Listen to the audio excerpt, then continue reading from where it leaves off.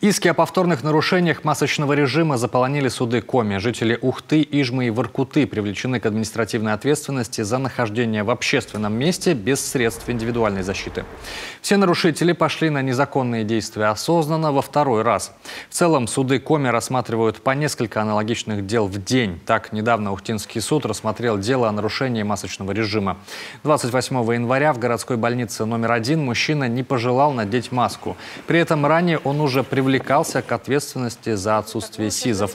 Постановлением суда в итоге ухтинец оштрафован на 15 тысяч рублей. И это, к слову, не первый и далеко не единственный случай наказания рублем в городе. С 1 января возбуждено уже 39 административных дел о нарушении масочного режима. Из них повторных 9. Рассмотрены судом еще не все.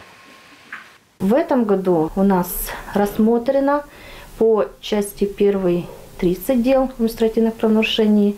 Это предупреждение. И за повторное рассмотрено 6 дел, по ним штраф.